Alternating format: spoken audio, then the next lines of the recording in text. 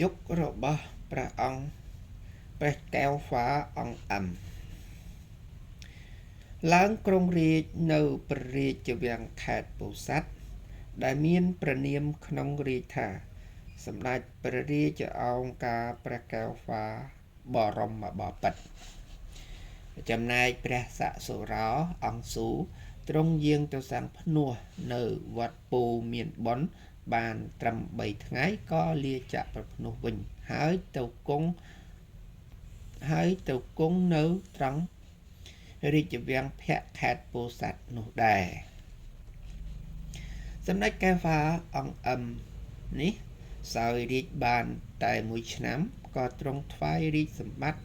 ទៅឲ្យព្រះសសុរោវិញដោយយល់ថាព្រះបិតាក្មេកមានព្រះគុណលើកខ្លួនច្រើន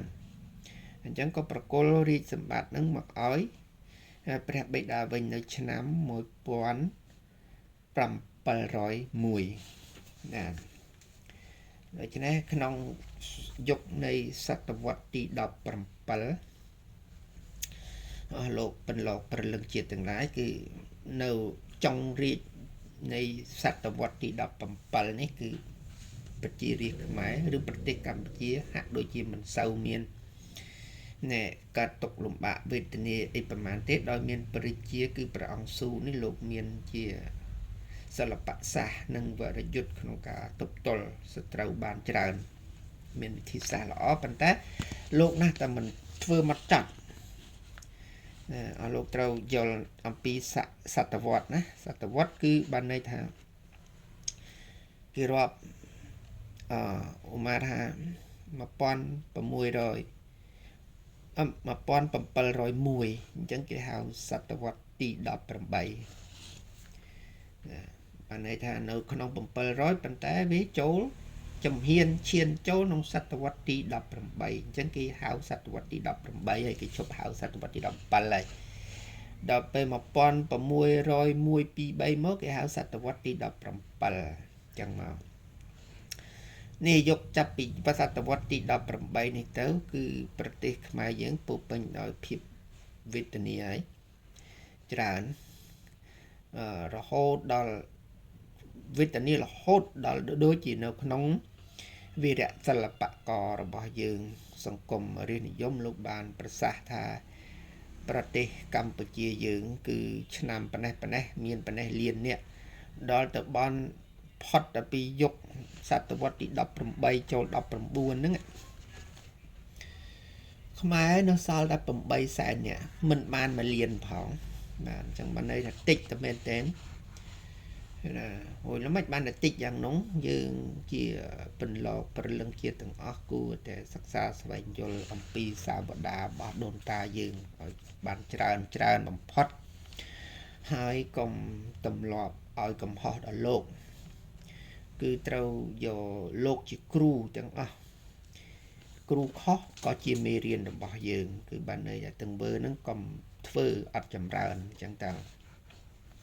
គឺបានន័យថាលោកបានដើរបានបង្ហាញឬសិល្បៈដែលលោកសម្ដែងទាំងអស់ទាំងបណ្ណាគឺដូចជាការដាស់ក្រើនរំលឹកឲ្យយើង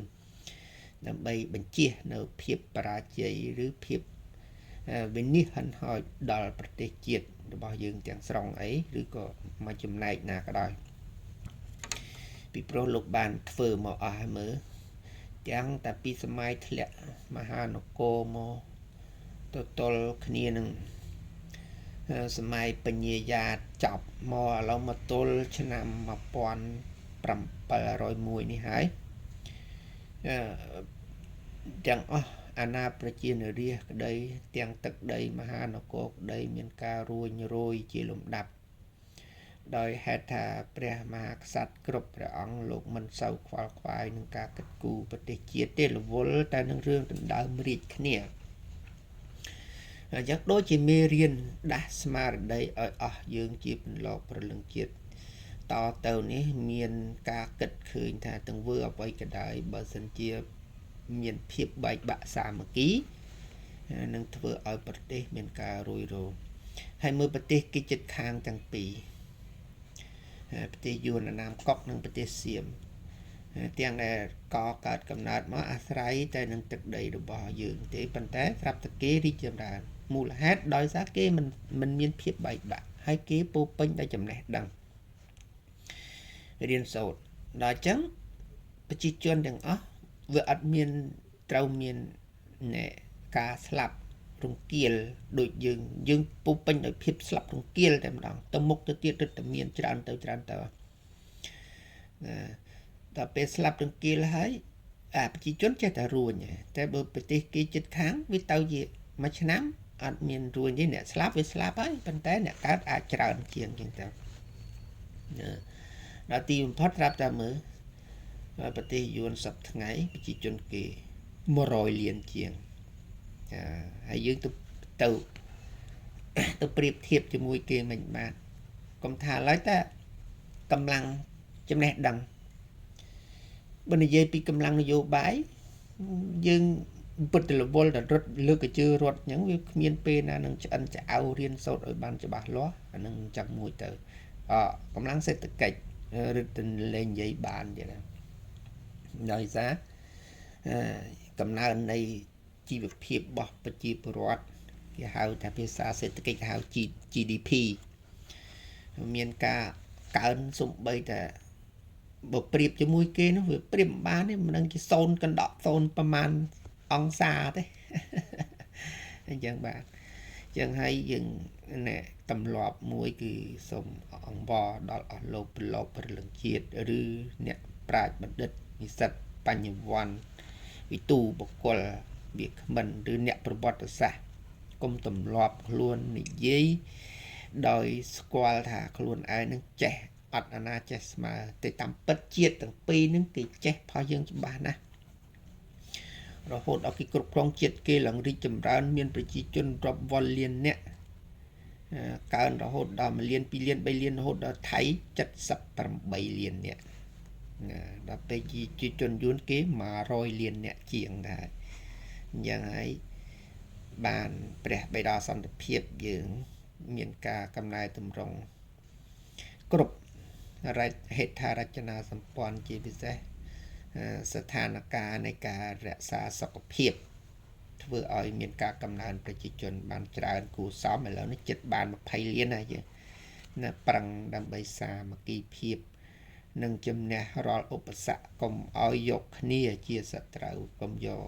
ជាតិខ្លួនឯងជាសត្រូវគឺព្យាយាមសម្លឹងមើលជាតិគេជាសត្រូវប៉ុន្តែមិនមែនទៅត្រូវទៅវាយគេទេសត្រូវនឹងគឺយកគេជាគំរូត្រង់ថាគេធ្វើអាម៉េចបានជាជាតិគេនឹងហើយដើរទៅមុខរហូតតែប៉ុណ្ណឹងទៅអានឹងជាការល្អហើយគេអត់មានដើរថយក្រោយយើងដើរមកជាហ៊ានទៅមុខថយក្រោយវិញ5បាន2ជាហ៊ានទៅមុខថយក្រោយវិញ20 20ជំហានអញ្ចឹងវាយឺតចឹងឯងបាទអរគុណ